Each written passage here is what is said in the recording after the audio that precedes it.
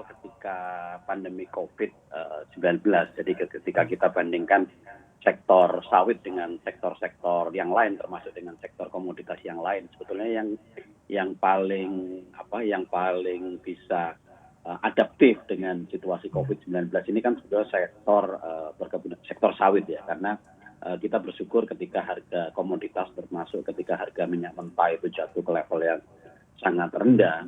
Memang harga CPO itu juga turun, tetapi penurunannya juga tidak drastis seperti penurunan minyak mentah. Jadi sebetulnya secara fundamental kalau saya bisa katakan di sini, industri sawit ini prospeknya masih tetap akan sangat positif. Tapi memang di tahun 2020 ketika sejak Maret 2020 kemarin kita menghadapi COVID-19, semua ekonomi yang menjadi negara-negara tujuan ekspor sawit ini seperti China, India, terus kemudian Uni Eropa dan juga Pakistan itu semua harus shutdown dan juga kemudian pertumbuhan ekonominya melemah, itu pasti akan mengakibatkan penurunan permintaan minyak sawit di pasar ekspor. Tetapi kebutuhan akan produk minyak sawit ini masih akan tetap tinggi.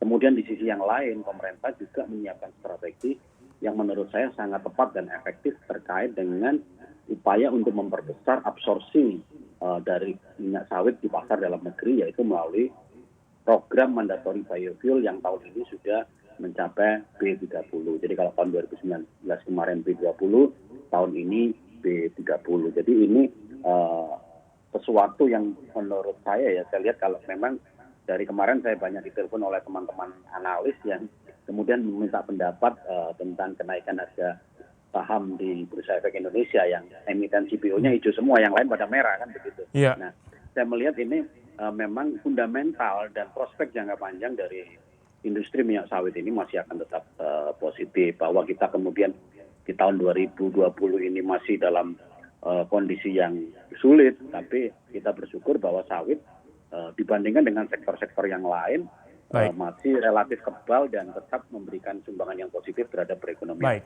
nasional. Kalau kita masih boleh bisa berharap lagi Pak Tovan berbicara mengenai ekspektasi nih Pak, secara realistis kalau dari Gapki proyeksi penguatan lanjutan harga CPO bisa sampai berapa sih Pak? Karena saat ini sudah melampaui Rp2.600 Malaysia per tonnya. Tapi kita lihat ini ada pola fluktuasi yang mirip saat krisis 2008 silam Pak. Apakah dari analisa Gapki CPO bisa fluktuatif lagi tren pergerakan harganya sama seperti 2008? Saya sebagai pelaku usaha tidak dalam posisi untuk bisa terbawa oleh arus analisa dari teman-teman analis dan juga teman-teman media, bagaimana apakah benar ini tren harga CPO ini sama seperti ketika krisis 2008 ya kan.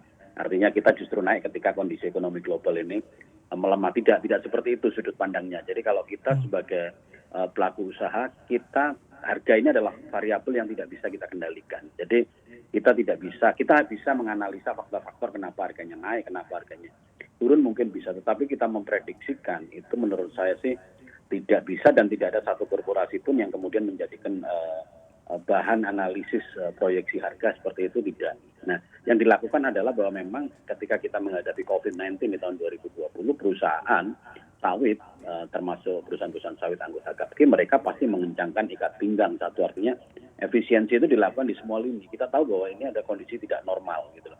Kondisi yang tidak normal, dan di situ pasti ada konsekuensi di mana permintaan di pasar ekspor itu akan melemah, dan ini kita harus benar-benar meningkatkan efisiensi usaha kita, dan juga upaya peningkatan produktivitas kita juga terus ditingkatkan. Itu yang bisa